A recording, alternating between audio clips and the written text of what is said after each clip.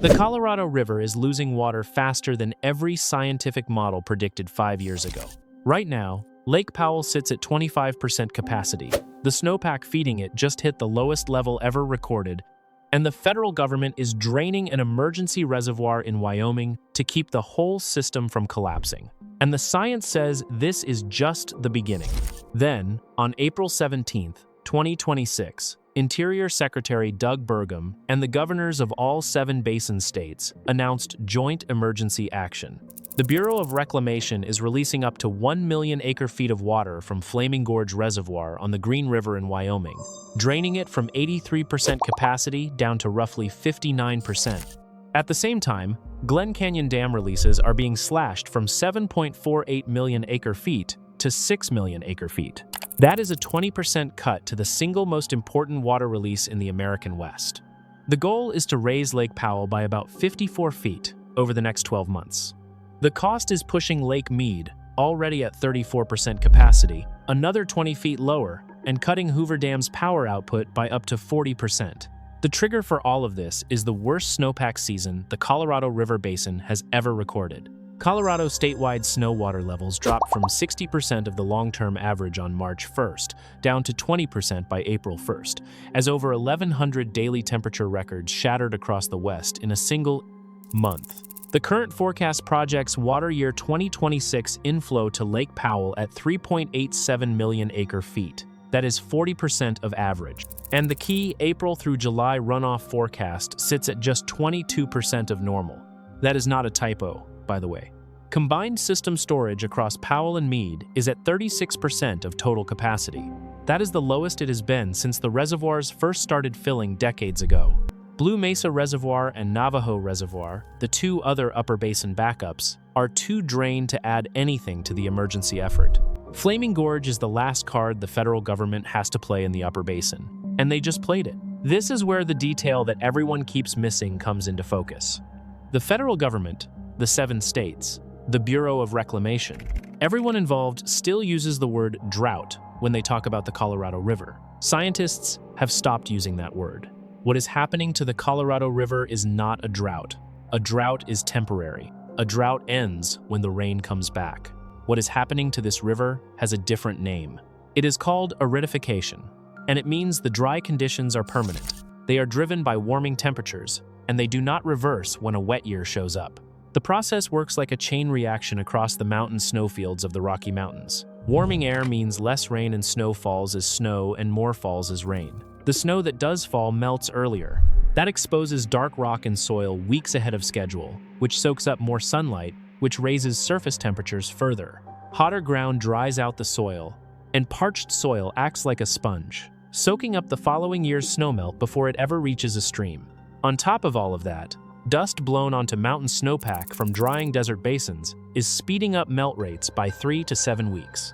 The dust lowers the snow's ability to bounce back sunlight, so instead of reflecting heat, the snowpack soaks it up and melts faster. Longer growing seasons mean thirstier plants pulling more water from the ground. Every one of these processes feeds the others, and every one of them gets worse as temperatures rise. Tree ring records going back over 1,000 years tell the rest of the story. The period from 2000 to 2021 is the driest 22-year stretch across the southwestern United States in at least 1,200 years, with 42% of the severity directly caused by human-driven warming. The proof is already in the data. In 2021, the Upper Colorado Basin received about 80% of its normal snowpack. Under old climate conditions, that would produce a roughly average water year. Instead, the river delivered just 30% of normal stream flow. The snow was there. The water never made it to the river. The math on this is well established. The river loses 9 to 10% of its flow for every single degree Celsius of warming. The basin has already warmed by about 1.4 degrees Celsius since 1900. The result is a flow decline of roughly 20% compared to the 20th century average, and that decline is already locked in. It is not projected, it is measured. Pay attention to this next detail because it explains everything about what comes next. The latest studies project an added 20% decline by 2050. Recent climate modeling ran 10 global models through a high-detail regional framework and landed on a conclusion that should terrify every water manager in the West. Under existing water policy, Lake Powell and Lake Mead face a greater than 80% chance of hitting dead pool before 2060. Dead pool means the water level drops below the outlet pipes at the base of the dam. At that point, no water can physically flow through. The reservoir becomes a bathtub with the drain sealed shut. There is another factor that most models have ignored until now: groundwater.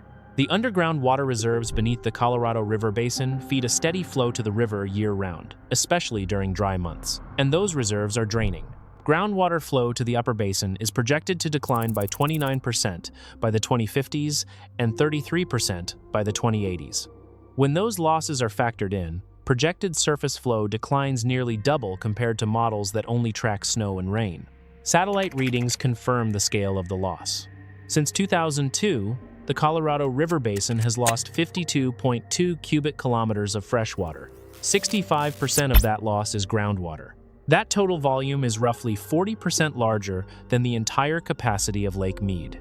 And somehow, it gets worse. The science is devastating. The legal framework is arguably worse, because it was built on a fantasy.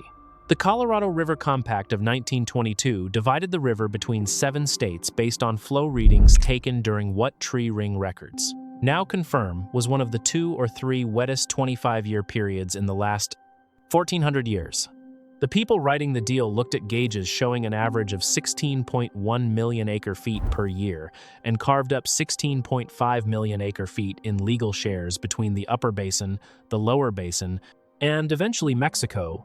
The actual long-term natural flow at Lee's Ferry, the dividing point between the 2 basins, averages about 14.8 million acre-feet over the past century. For the period since 2000, that average drops to 12.5 million. For the most recent 5 years, it is closer to 10.8 million. The gap between what the law promises and what the river produces is now roughly 3.6 million acre-feet every single year.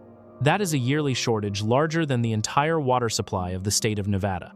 This math problem is not historical. It is the working reality of every dam, canal, and treatment plant on the river at this moment. Stacked on top of the compact gap is something water managers call the lower basin built-in deficit. Lake Mead loses between 1.2 and 1.5 million acre-feet per year to evaporation, water lost in transit, and the simple gap between what Powell releases downstream and what lower basin users consume. Even in an average water year, Mead's level drops. So, the system is bleeding water from 2 directions at the same time. The river itself produces less every year because of warming, and the reservoirs that store what remains lose a huge volume to evaporation and built-in imbalance no matter how much snow falls. If you're wondering how that's even legal, so is everyone else. 40 million people in 7 states and northern Mexico depend on this system for their drinking water. 5.5 million acres of farmland watered by the river depend on it for their crops. And the economic output tied to the Colorado River is staggering. The river supports an estimated $1.4 trillion in yearly economic activity across the basin states, roughly equal to 23 million jobs. The reliance is focused in ways that make the crisis extremely specific. Las Vegas gets roughly 90% of its city water from the Colorado through Lake Mead. Phoenix and Tucson receive theirs through the Central Arizona Project, a 336-mile canal that carries about 1.5 million acre-feet per year from Lake Havasu into central Arizona. The Metropolitan Water District of Southern California, which serves 19 million people from Los Angeles to San Diego, gets about half of its imported supply from the river. Denver pulls about half its water through tunnels bored under the Continental Divide. Albuquerque gets roughly 70% of its drinking water through a diversion from the San Juan River, a Colorado branch. And then there is the food supply. And then there are the tribes. 30 federally recognized tribes hold water rights on the Colorado River. 22 of those tribes have measured rights totaling 3.2 million acre-feet per year, roughly 22 to 26% of the river's entire flow. Most of those rights are legally older than nearly every state user on the system. The largest tribal water deal in American history, covering the Navajo, Hopi, and San Juan Southern Paiute nations, and valued at over $5 billion, was introduced in Congress in July 2024. It has not been enacted. When the system runs short, tribal senior rights could legally force a complete shifting of water away from state users. That reckoning is arriving at the same time as the water crisis. The Imperial Valley in southeastern California holds the single largest water right on the Colorado River at 3.1 million acre-feet per year. That is roughly 20% of the entire river's total use, held by one irrigation district. The Imperial Irrigation District supports a $2.6 billion farm economy and produces about 2/3 of America's winter vegetables. Directly across the border in Arizona, Yuma County grows 90% of the nation's leafy greens from November through March on 230,000 acres of farmland watered entirely by the Colorado. The Yuma farming complex brings in $4.4 billion every year. Combined, Imperial Valley and Yuma County are the reason Americans eat fresh salads in January. And both of them are entirely dependent on a river that is producing 20% less water than it did a generation ago, with another 20% decline projected within 25 years. No other region in North America can match what these valleys produce at that scale. This decision seemed small at the time. It wasn't. The water rights system that governs who loses water first is about to collide with the food supply chain. The priority system on the Colorado River is rigid. Under the 1968 Colorado River Basin Project Act, the Central Arizona Project is the most junior major user in the lower basin. That means Arizona absorbs cuts before California loses a single drop. The Bureau of Reclamation's own draft environmental impact statement for post-2026 operations looks at scenarios where Central Arizona project deliveries are cut by 32%, 77%, and in the worst case, 98%.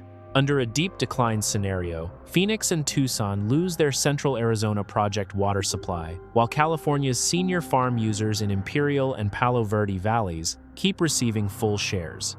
The power effects make the crisis worse. Glen Canyon and Hoover dams together produce roughly 9 billion kilowatt-hours of clean power every year, serving about 5 million electricity customers across 6 states.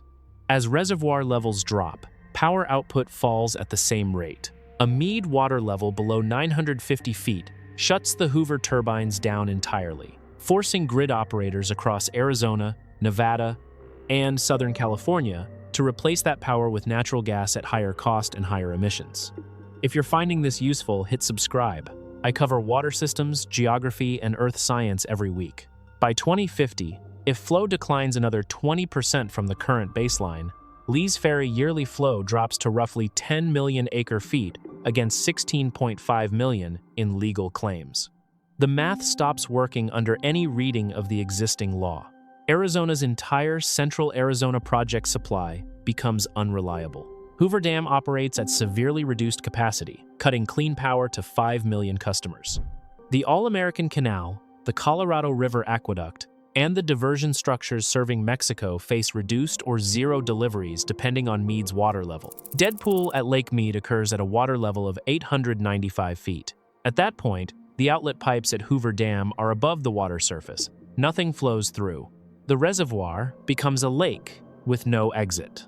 Everything downstream, the canals to Los Angeles, the farm ditches in the Imperial Valley, the pipeline to Tucson, the city supply for Tijuana, all of it goes dry at the same time.